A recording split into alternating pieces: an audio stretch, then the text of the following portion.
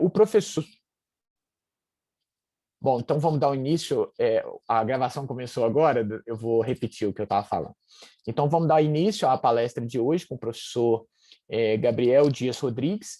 O Gabriel ele é pós-doutorando lá na Universidade Federal Fluminense e ele também é docente e orientador do quadro permanente do programa de pós-graduação Stricto Sensu em Ciências Cardiovasculares. Ele possui doutorado em Ciências Biomédicas, Fisiologia pela Universidade Federal Fluminense. E ele foi para Milão durante o doutorado dele, fazendo um estágio sanduíche com bolsa da CAPES, na Universidade de Milão, que é uma universidade de referência para várias das coisas que ele vai falar aqui hoje, sob orientação do professor Nicola Montano.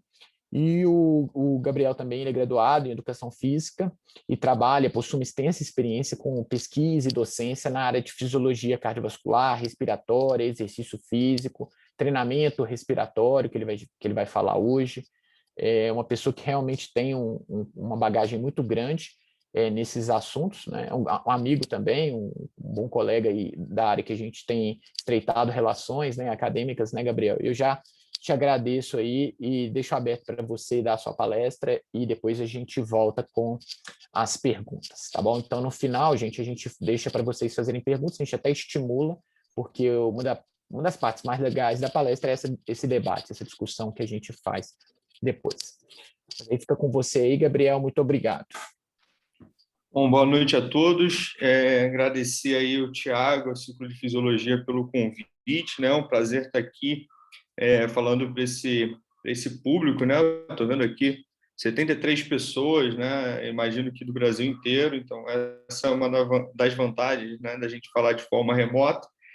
E de um assunto que eu gosto muito de falar. Então, eu convido vocês aí a participarem bastante com perguntas, né, tirando as suas dúvidas. Bom, o título, então, da palestra é Bases Fisiológicas do Treinamento Muscular Respiratório. O Tiago já me apresentou, mas eu sempre inicio com esse slide, né, falando um pouco da minha trajetória que me levou até aqui, né, até esse momento que eu estou falando com vocês. Eu vou falar rapidamente, né? Eu sou graduado em Educação Física, como o Thiago falou, fiz doutorado em Fisiologia, período de sanduíche lá em Milão, e hoje eu sou docente da pós-graduação em Ciências Cardiovasculares da UF e também pesquisador colaborador da Universidade de Milão. E eu queria já convidar vocês, né, inicialmente, para seguirem, né, darem uma força lá no Ciência Ativa, que é a minha mais nova empreitada em iniciativa, que é uma plataforma para divulgar cursos, palestras, workshops, principalmente em fisiologia e biomecânica. Tá? Então, tem um canal no YouTube, tem um material interessante lá para vocês assistirem, que é Ciência Ativa, tá? _ professor Prof. Gabriel Dias, e o Instagram, @ciênciaativa_, tá? O A aqui é junto, né? Ciência Ativa, _. Então, quem puder seguir e acompanhar lá essa plataforma, eu agradeço.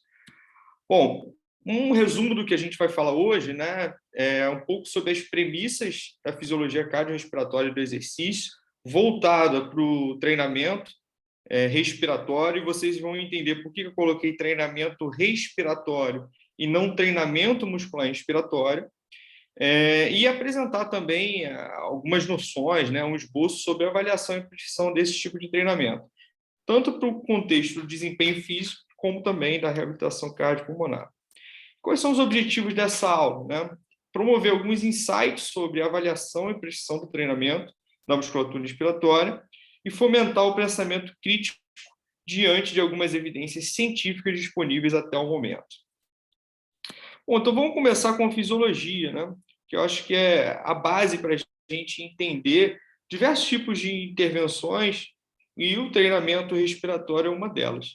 Então, eu gosto muito desse slide, que é um modelo que entende a fisiologia de forma integrativa, que eu vou resumir para vocês, que é um modelo de engrenagem, que para a gente ter uma troca gasosa ali, né, eficiente na musculatura esquelética, né, lá na nossa mitocôndria aqui, a gente precisa de um processo que vai desde o sistema respiratório, do sistema cardiovascular e do sistema também músculo-esquelético. Então, o ar, né, que é inspirado, o oxigênio que é inspirado ali da atmosfera, ele vai passar para o nosso sistema respiratório, né, ele vai ali na circulação pulmonar nutrir o sangue que está voltando da circulação periférica com o oxigênio, ele vai passar pela bomba do nosso corpo, uma das bombas do nosso corpo, que é o coração, e o coração vai então bombear esse sangue para a periferia, aí sim esse oxigênio vai nutrir diversos territórios do nosso corpo. E para a gente entender, né, se eu fosse simplificar, né, esse modelo, essa equação é uma equação que deve ser conhecida por muitos de vocês, que é a equação de Fick, que o consumo de oxigênio é determinado pelo débito cardíaco, né, que nada mais é do que o nosso fluxo periférico, né, a quantidade de sangue que sai do coração por minuto, né, do lado esquerdo do coração por minuto, vezes, né, o produto do débito cardíaco e da diferença arteriovenosa. Eu vou explicar um pouco desses conceitos para vocês. Bom, o débito cardíaco, como eu falei, é o fluxo sanguíneo que está direcionado aí para diversos territórios do corpo. Uma situação de repouso, né, um indivíduo adulto saudável, a gente tem, em média, ali 5 litros de débito cardíaco, que vai ser direcionado para a musculatura esquelética, né, para o fígado, para o cérebro, para diversos territórios do corpo. O que é que acontece no exercício? No exercício, como a musculatura esquelética é uma musculatura que está muito ativa, né, o débito cardíaco tem que aumentar em valores absolutos, então ele pode aumentar no exercício muito intenso para até 25 litros, tá? E além disso ele deve ser redistribuído de outras regiões do corpo. Então observem que além de um aumento, né, em valores absolutos, a gente tem uma redistribuição aqui dos valores percentuais, chegando em até 84% do débito cardíaco para a musculatura ativa, a musculatura em exercício.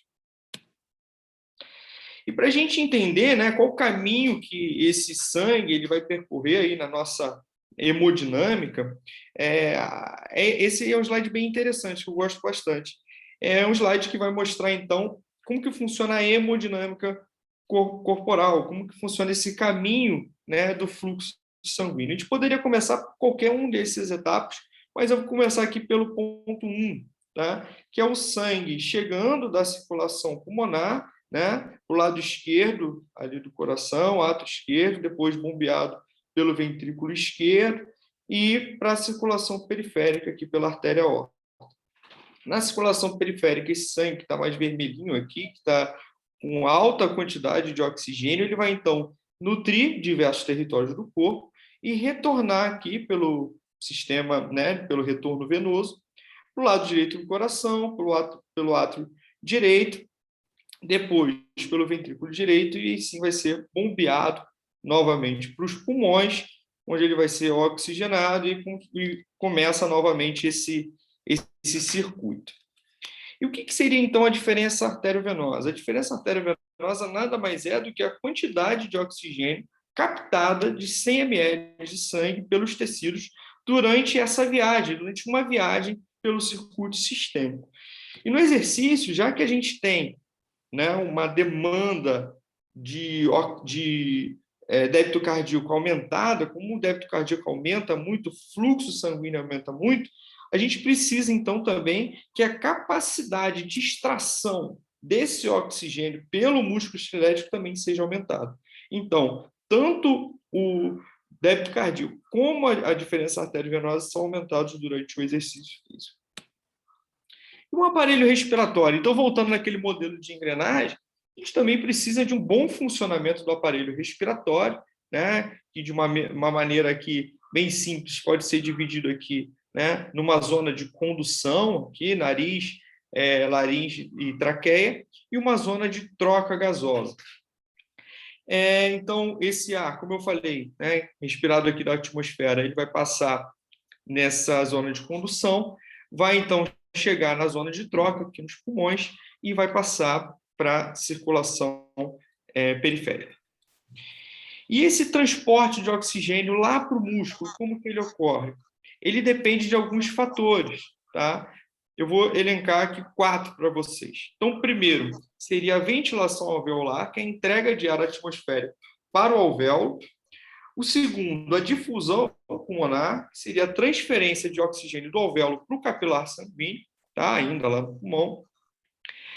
O 3, o transporte pelo sangue, né, que seria a coleta e fornecimento do oxigênio em combinação com o sangue dos músculos, dos pulmões, desculpa, até os músculos, e a difusão textual. Então, lá nos capilares sanguíneos, essa transferência de oxigênio para as células musculares. Agora, vamos pensar comigo. Indivíduos saudáveis, né, sem nenhum tipo de doença crônica, eles têm ali, se a gente for medir a saturação de oxigênio, eles vão ter a saturação de oxigênio próxima a 100%, né, em condições normais. Significa que esses indivíduos eles estão com um transporte de oxigênio otimizado. E, além disso, em condições de normóxia, ou seja, quando a atmosfera, né, tem a quantidade de oxigênio ali adequada a nível do mar, né, a atmosfera sempre vai ter uma concentração mais elevada do que os músculos. Então, a tendência é que essa pressão de oxigênio tenda a ir da onde tem uma maior concentração para onde tem uma menor concentração. Então, a partir dessas premissas, a gente pode afirmar que em indivíduos saudáveis a respiração ela parece não limitar o transporte de oxigênio em condições de normóxia, ou seja, a nível do mar. E a gente pode também afirmar que, no entanto, a respiração ela pode limitar o desempenho físico. E aí entra a pergunta, né? Como que ela pode limitar o desempenho físico? Bom, para a gente entender como a respiração pode limitar o desempenho físico, a gente tem que entender um pouco sobre os músculos respiratórios. Então, os músculos respiratórios eles fazem esse movimento da respiração e fornecem, né, essa troca adequada de gases, né, que é a função básica da respiração. E eu vou destacar aqui o principal músculo inspiratório, né, que tem, em comparação com os músculos expiratórios, tem uma atividade maior, né, ele é mais ativo no ciclo respiratório, que é o diafragma. Então, vamos pensar, né? Retornando ali para o débito cardíaco em repouso. Eu falei que em repouso a gente tem uma distribuição ali adequada, né? Uma distribuição ali bem pareada ali para os territórios do corpo, e que no exercício essa distribuição ela é alterada, né? Existe uma redistribuição de fluxo para a musculatura em exercício. E aí eu poderia dizer que existe também uma competição por esse fluxo sanguíneo para a musculatura esquelética respiratória e para a musculatura esquelética periférica. Então, alguns estudos mostraram que o trabalho muscular respiratório aumentado durante o exercício, ele exige cerca de 10 a 15% do consumo de oxigênio em normóxia. Então, como que essa demanda pelo consumo de oxigênio ela poderia ocasionar uma fadiga da musculatura respiratória e também, por sua vez, da musculatura periférica? Acho que esse é um dos slides mais importantes quando a gente fala de músculo respiratório e desempenho físico, que é o metaborreflexo dos músculos respiratórios. Eu vou tentar explicar para vocês. Bom, imagina que durante uma tarefa, que pode ser um exercício físico ou o próprio treinamento inspiratório, a gente tem um maior trabalho da musculatura inspiratória e isso, em um determinado momento, uma certa intensidade, a gente tem um acúmulo de metabólitos. Esse acúmulo de metabólitos, né, daí a palavra já metaborreflexo, vai gerar uma informação que nada mais é do que uma descarga aferente por dois tipos de fibra, tipo 3 e tipo 4, para as regiões de controle central. Essa informação vai ser processada por essas regiões e gerar, então, uma resposta chamada eferente para diversos territórios do corpo e também para a musculatura periférica. Essa resposta eferente, quando o metaborreflexo ele é ativado, quando esse acúmulo de metabólitos atinge o seu limiar, é de descarga simpática, de vasoconstricção periférica, que pode diminuir o transporte de O2 e então levar à fadiga periférica. Então, esse foi um dos modelos mais interessantes, né, hipotetizados aí pelo professor Dempsey e o seu grupo, que explica que uma fadiga respiratória pode gerar uma fadiga periférica. E onde que o treinamento da musculatura inspiratória entraria nisso? Existe uma hipótese que o treinamento da musculatura inspiratória poderia não anular esse tipo de fenômeno, mas aumentar o limiar de ativação do metaborreflexo muscular respiratório. E o que é esse treinamento? Nada mais é do que um treinamento que, ao invés de a gente fazer, né, com anilhas, com pesos para a musculatura locomotora, a gente realiza com o resistor também, chamado resistor inspiratório, para a musculatura inspiratória, principalmente o diafragma. Antes de falar sobre a prescrição desse treinamento, sim, eu vou falar sobre algumas evidências científicas.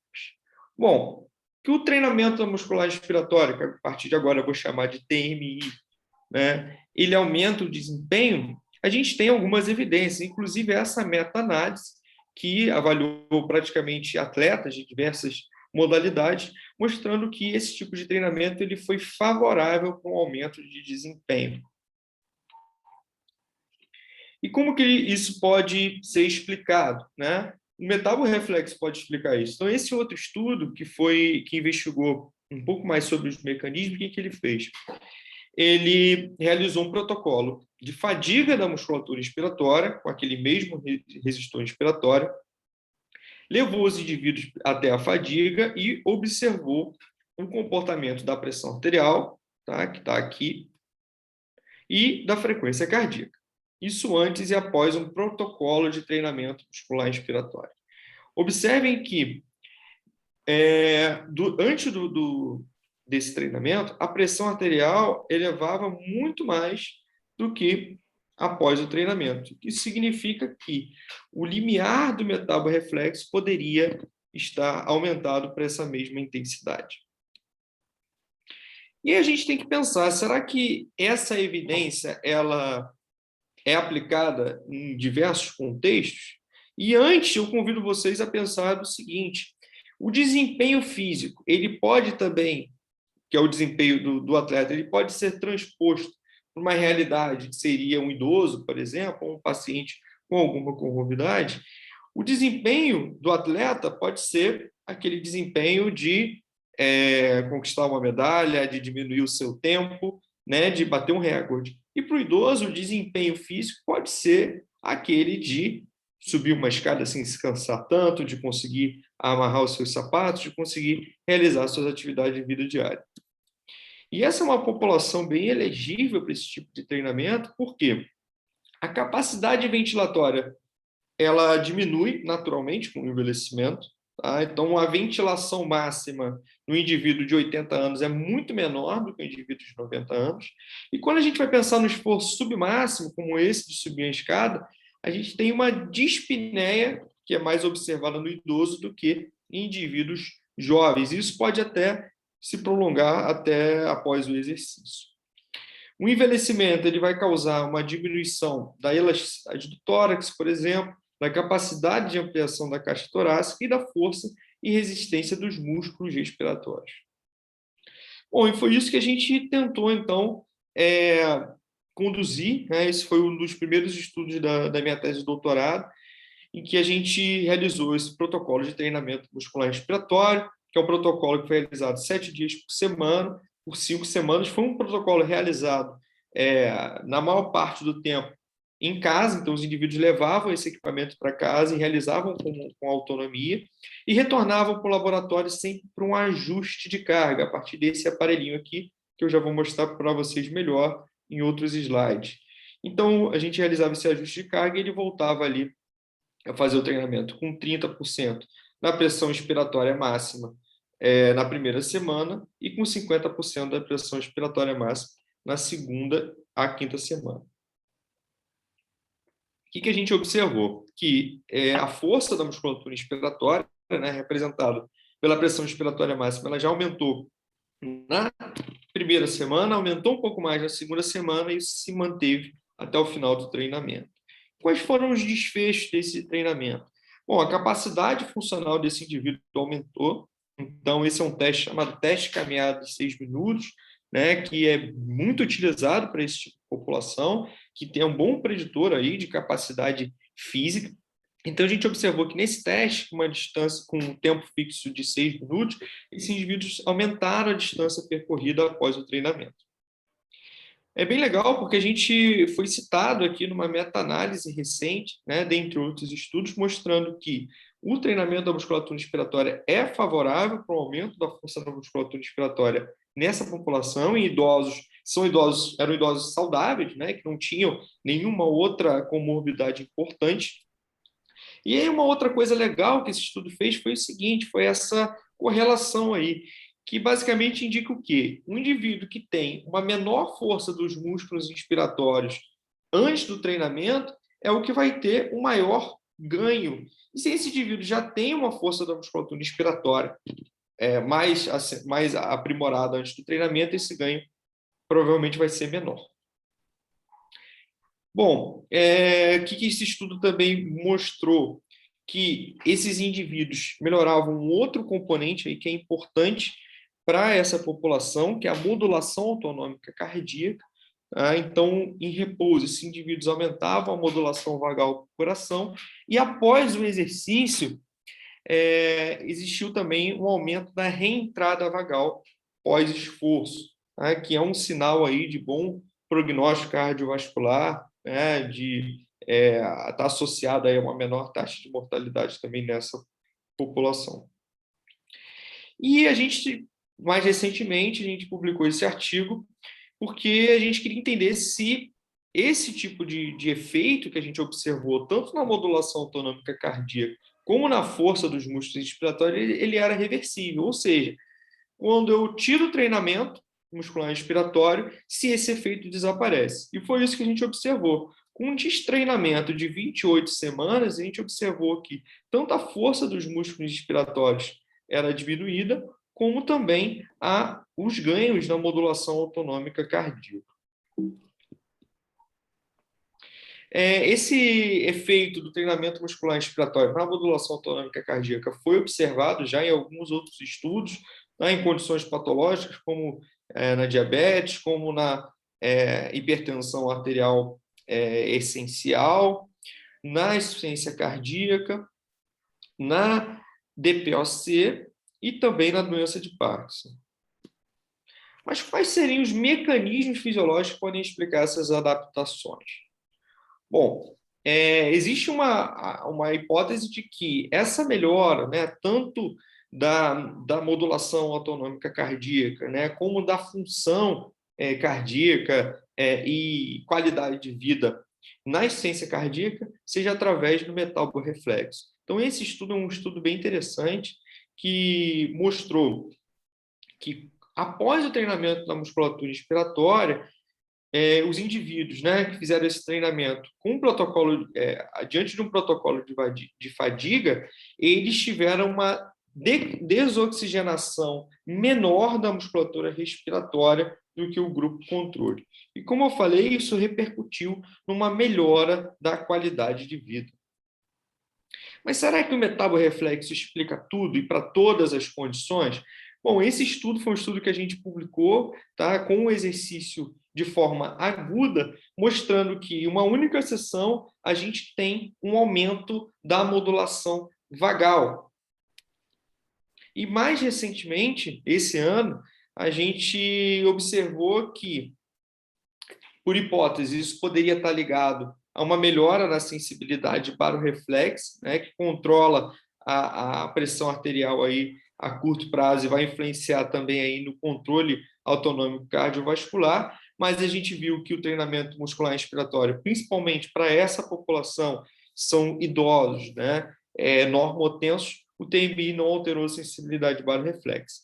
Mas uma das explicações do TMI aumentar a modulação vagal em repouso é porque o TMI modificou o padrão respiratório espontâneo. O que seria isso?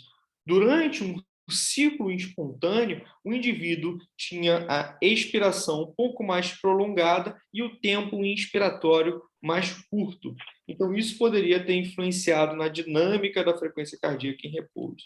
Isso é bem parecido com o que ocorreu em outros estudos que realizaram um outro tipo de treinamento respiratório. Por isso que eu falei que a palestra é sobre treinamento respiratório, que não utilizaram a resistência inspiratória, mas utilizaram o yoga, e após o yoga, os indivíduos melhoraram tanto a força da musculatura inspiratória, como também a modulação autonômica cardíaca. Existem outras evidências, que não vai dar tempo de mostrar aqui, com respiração controlada, respiração guiada, com baixa resistência, enfim, tem mais outras coisas aí para a gente entender.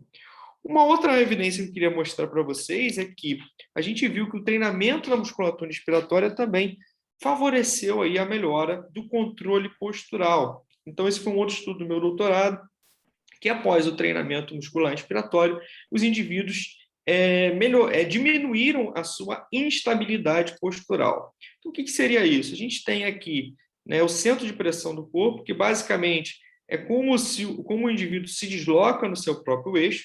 Se ele se desloca mais, nesse caso, significa que ele está mais instável.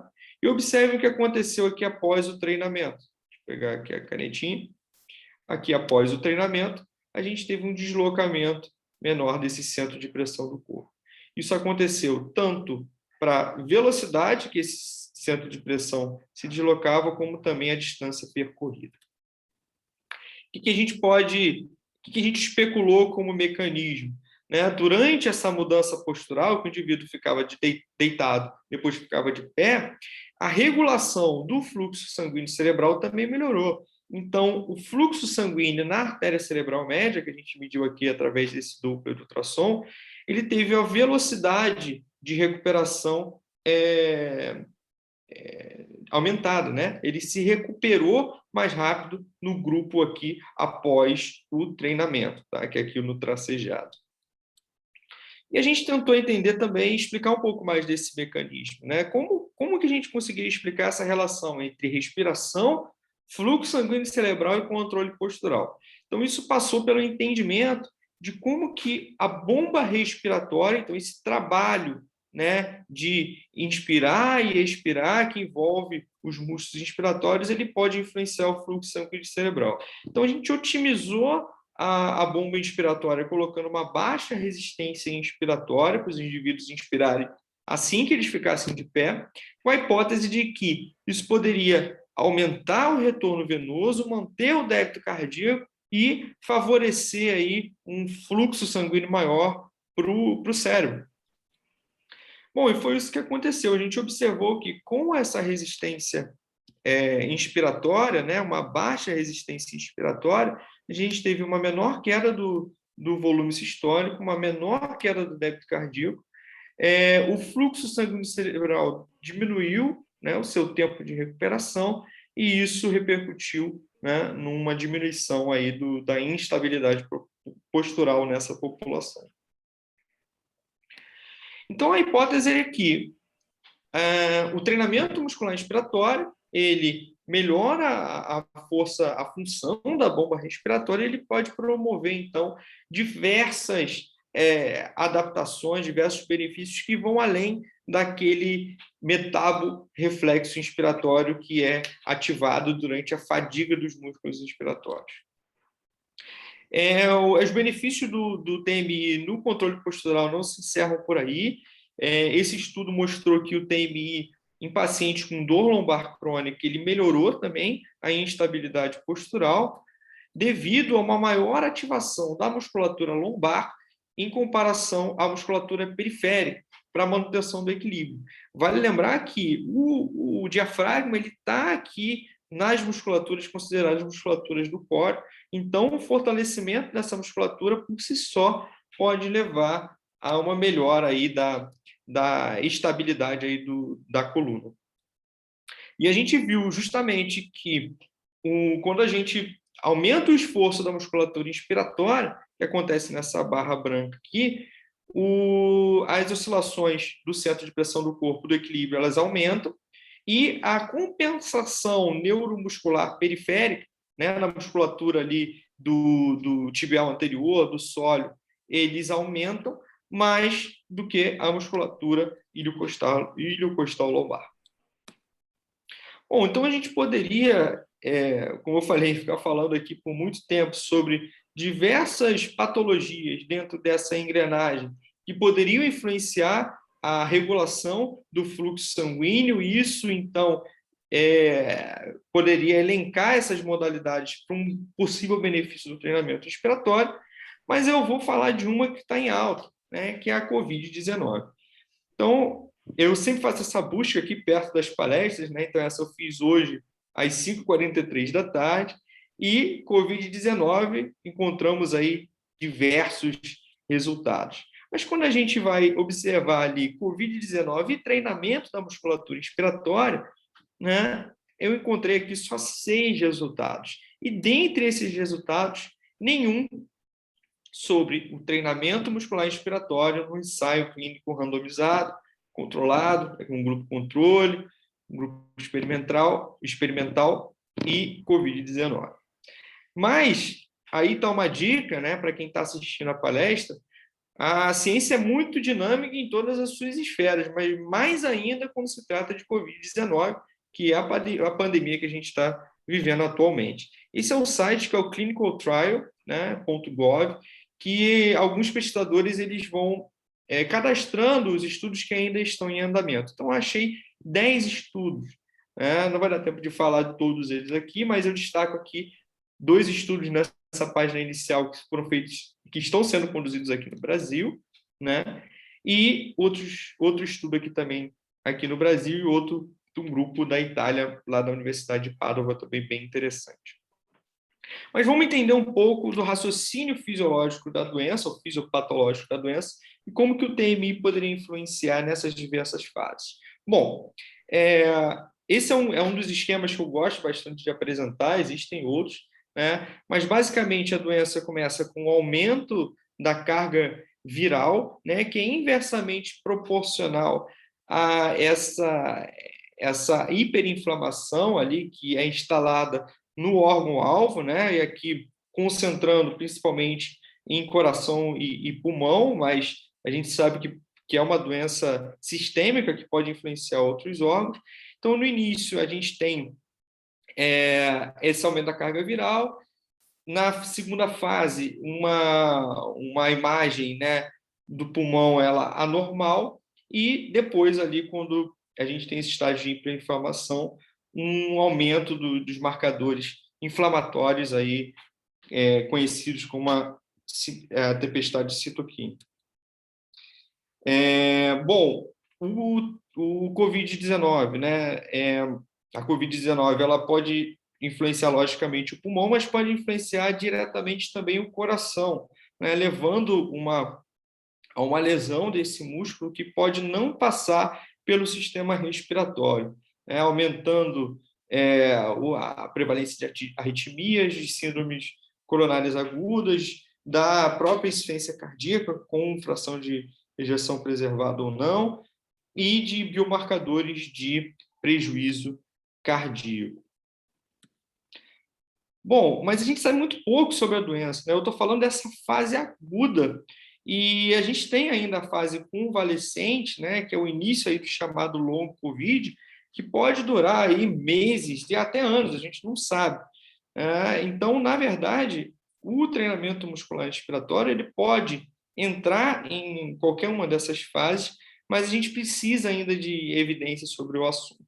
Eu vou mostrar aqui um desses estudos, né, que não são ensaios clínicos controlados e randomizados, mas uma revisão sobre tanto a importância de um screening relacionado à força dos músculos inspiratórios na COVID-19, como também a aplicação desse tipo de treinamento. Bom, então, esse artigo ele fala que é importante que essa avaliação muscular inspiratória seja feita na população como uma maneira geral, mas quando o indivíduo ele contraiu ali a Covid-19, esse pode ser um screening que vai determinar ali o tipo de treinamento que ele vai realizar. Então, junto com a avaliação e identificação de algumas comorbidades, a fraqueza dos músculos respiratórios também pode ser uma dessas comorbidades.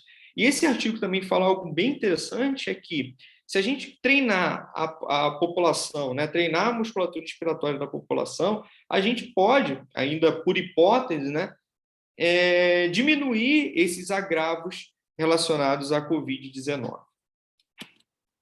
Bom, então, para finalizar aqui, falando um pouquinho sobre a avaliação e precisão do treinamento respiratório, né, lembrando que a avaliação ela não é só uma medida, mas eu vou apresentar uma medida para vocês. A avaliação é um processo mais amplo, que a gente vai observar a medida e atribuir ali um juízo de valor, né? A avaliação envolve a anamnese, envolve diversas características e informações para entender as limitações, os potenciais do avaliado, serve de base de feedback, ela também tem que ser pensada de forma funcional. Bom, a medida, então, para avaliação, né, para começar o treinamento da musculatura inspiratória, é a pressão inspiratória máxima, que nada mais é, né, do que uma inspiração aqui forçada máxima, e a medição é realizada por esse equipamento aqui, que é o manovacuômetro, que é um medidor de pressão. Essa pressão inspiratória, né, a manobra é sempre rápida, né, e mantida aqui por um período curto, até a gente chegar num pico, e esse pico, né, de curvas reprodutíveis, né, por isso que é importante ter uma familiarização, vai determinar, então, a estimativa da força da musculatura inspiratória. A gente tem alguns equipamentos no mercado, né, tanto analógicos como digitais, e outros mais modernos aqui, que tem outros recursos além da pressão inspiratória máxima. Então, essa é a manobra, né? Falando já de um outro recurso, né, que é o S-index, que é um correlato da pressão inspiratória máxima, que vai dar também uma estimativa da força da musculatura inspiratória. Esse é um índice validado, né?